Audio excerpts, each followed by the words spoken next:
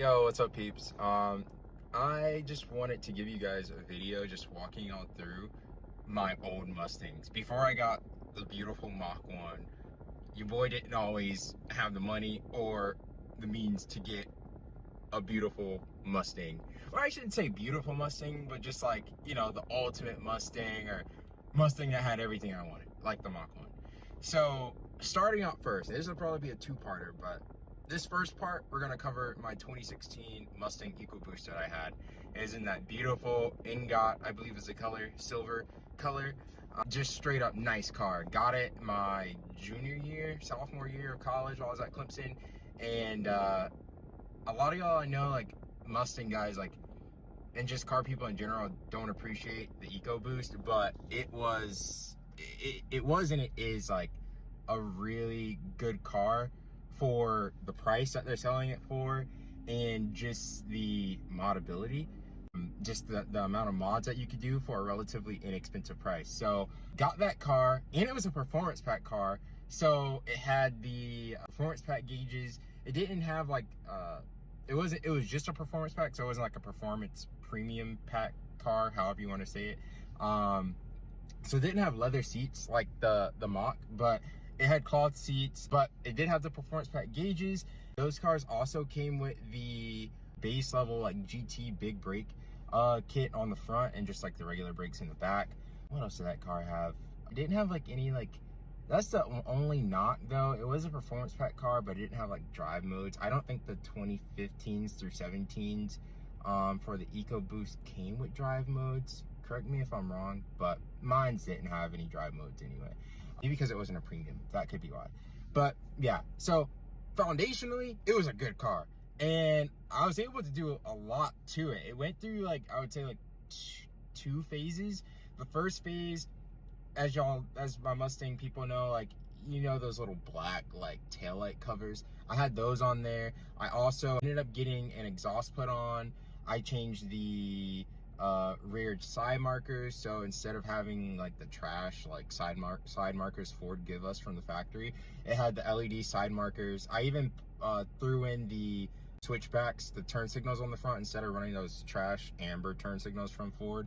I got like just a bulb replacement at first. And what else did I do for the first phase? I think that was it, really. Oh, and I put the I think it's called the NMD or MVD, like, y'all probably know the name. If I find it, I'll put it in the description or in the comments below. But the NMD spoiler, I think, is what it's called, off of American Muscle. So I put that on, and it was color matched to the car. And I'll throw pictures up behind me as I'm walking y'all through this. But yeah, that kind of completed phase one. Not a lot, but I was also like, I had just gotten the car. I was still in school. Oh, nope, that wasn't even during phase one. But yeah, I was still in school, and I didn't really know what I wanted to do at first. So I just did a little bit just to put my own little touch on it at first. But then when phase two came around, a little bit before that, I purchased an exhaust for the car. So I had a catback exhaust from Circuit Concepts Garage, based out of Texas. Shout out to my boy Tony for hooking me up with that. I also put on some KPS, some rotiform KPS wheels. I also got some Kumo tires, 275s on the rear, 255s up front. I got some ISE coilovers. What else did I do? Oh, same week, actually, I think a day apart, I bought a carbon fiber steering wheel, and I bought the Euro spec taillights for the rear. It's like the clear Euro taillights, and it was in the shape of the 18 and up Mustangs, so 18 to, I guess now 2023 Mustangs. It had that updated styling of the shape, the C shape, instead of just like the straight up and down tri-bar. So I had the Euro spec version of those. Then later on that summer, I got the car tuned by PD Tuning. And at first, just initially, I just had a JLT cold air intake, which I got that and a COB access port off of Facebook Marketplace that summer for a steal of a deal. And then I got it tuned for 93. And then after like a month or so, I ended up buying a 1320 downpipe for the car off of eBay. Also got an amazing deal for that too. And then I got the car tuned for E30 maybe a month after I did that. So at that point, the car was pretty much full bolt-on, and it was quick. like before I got it tuned for E30, I was already kind of keeping up with 5.0s with that had basic bolt-ons, maybe not full bolt-on, but basic bolt-ons with maybe a simple tune. Actually, no, I take that back, no tune. Maybe just like a intake or something, intake and exhaust. I was already keeping up with those cars.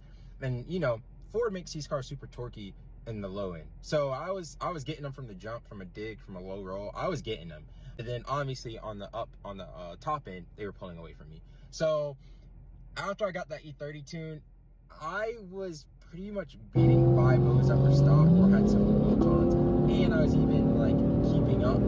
Again, low end, these cars are torquey, so I was able to get the jump on most Camaros, like SS's, 1SS's. So that was fun. That car, for what it was, for the price that Ford was selling those cars at that point in time, it was a really good budget car that you could do a budget build on if you were, you know, new to the whole Mustang world. I had loved Mustangs before that, but I just wasn't able to, I guess, afford one. So getting into an Ecoboost first was like the perfect entry-level platform to get into and get my feet wet. And now, you know, we're in the Mach 1. We're in the Mach 1, guys. Give y'all a little spin around of where I'm at, but we're in the Mach 1. So yeah, that's part one. Part two, we'll go over my Mustang before this one. But yeah, let me know what you think. Let me know what you think about the car. You've been seeing pictures behind me. Let me know what you think about the car. Let me know if you would have done something differently, and let me know what is your favorite part about what I did to that car, because I did a lot. Oh shoot, I even wrapped the roof black. That was like another exterior mod I did, a part of phase 2. But yeah, I think that pretty much covers everything. So yeah, let me know what you think in the comments below. Peace.